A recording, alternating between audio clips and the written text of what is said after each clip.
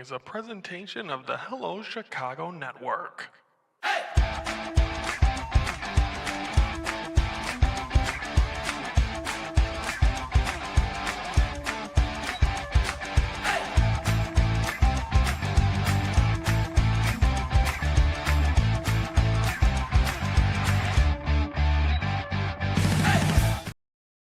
Hello, Chicago Network is on the air. Hello, everybody. I'm Ryan Yanishatis, and it's time to focus for this Tuesday, June the 2nd.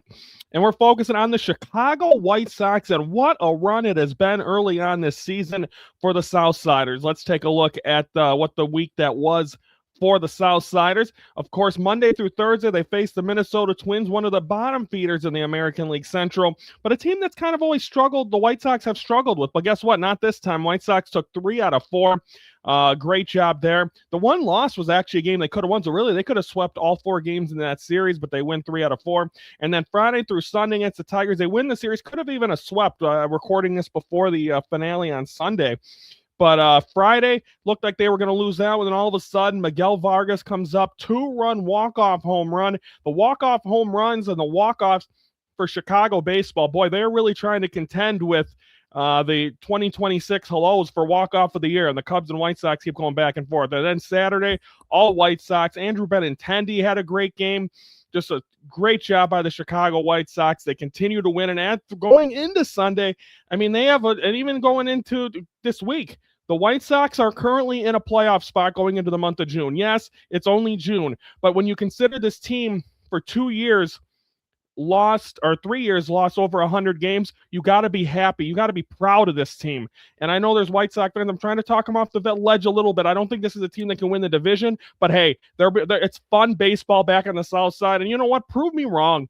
Because, again, it's only the Cleveland Guardians. See how you can do against them. And then the test is coming up. Now, Monday through Wednesday, they're in Minnesota. Take care of business there. But then they get thrown through the ringer. They're at Phillies. Then I believe it's at Phillies. They got then they're home for the Braves, home for the Dodgers, at Yankees. A stretch right there of teams that could be in the playoffs. That is going to be the telltale of where this team is at. And if they can come out and finish that stretch 500, I mean, right now they're 4 or 5 games over 500 right now. Try to get the wins that you can right now and see where you can get. And as long as you're at 500 when you're done with that stretch, this team has a real chance and real possibility to be a playoff contending team. Yes, Murakami did get hurt. Unfortunately, he's out 4 to 6 weeks. But they're called up Jacob Gonzalez, and I think that's going to be huge. So, I mean, this team, when next man up, and they're doing great things there, and I think it's fun. Davis comes back and starts pitching a little bit better. He's done good. You're hoping everything comes together for this White Sox team, and they're playing very good. They're playing fun baseball. After the last 2 years, they didn't get their 30th win last year till the middle of June. Ladies and gentlemen, they already got their 31 going into the Sunday.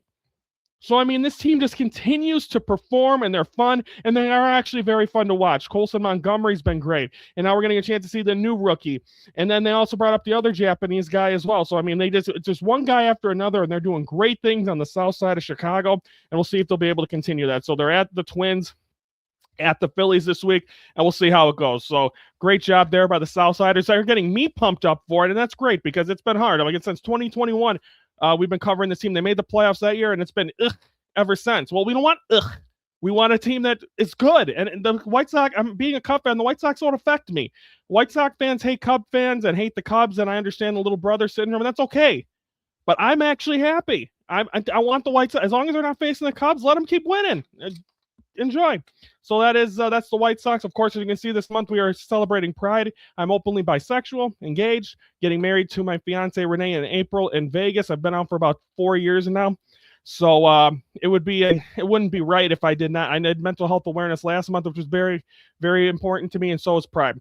I've got a chance to go to the Pride Festival in Chicago. I've done the parade. I've done the festival. It's so much fun.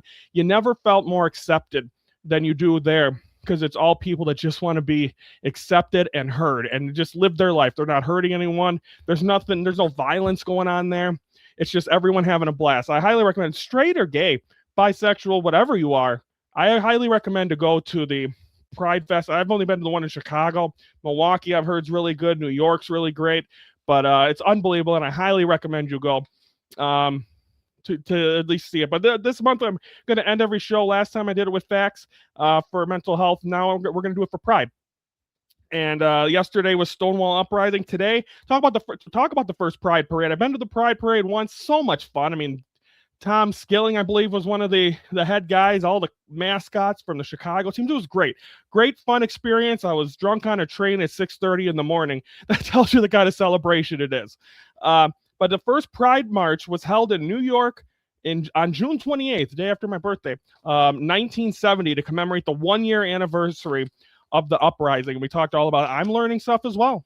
So it's great that I'm learning stuff as well. Comment below your thoughts. If this offends you that I'm talking about pride on a sports show, so be it. Sports teams do pride nights. I'm sure there are closeted athletes that are gay and bisexual, and so be it. Who cares? As long as you're happy, it don't matter what other people think. I mean, I've been called slurs. It's been in arguments. They've said, "Oh, well, you're attracted to this guy." Okay, and I've jotted it down. I mean, it happens. I've had family members saying, "Oh, well, what about your boyfriend, man?" You know what? Jot it down. Guess what? I'm living my life. I'm happy.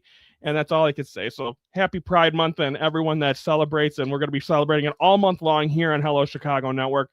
Comment below if you have any thoughts about the Chicago White Sox, which they've been great and fun to watch. Also on Pride as well. If you have any stories or anything else, I'd love to hear them here. Comment below. Also, like the video if you like what you hear and subscribe to the Hello Chicago Network YouTube channel. Every Monday through Thursday, we're focusing on Chicago sports. And then Friday, Fan Focus Live for June, Cubs Giants. Be on approximately at 1:30. I got a haircut at 1. See if Jenny can speed her up a bit. She's been doing my hair since I was, almost a baby. So I might be on a little after. I might start the game late and then try to catch up. So we'll see what we can do. So that is all coming up on Friday. Tomorrow we're talking Stanley Cup playoffs tomorrow. I'm Ryan Yadashadas from the Hello Chicago Network. We're the focus of Chicago sports.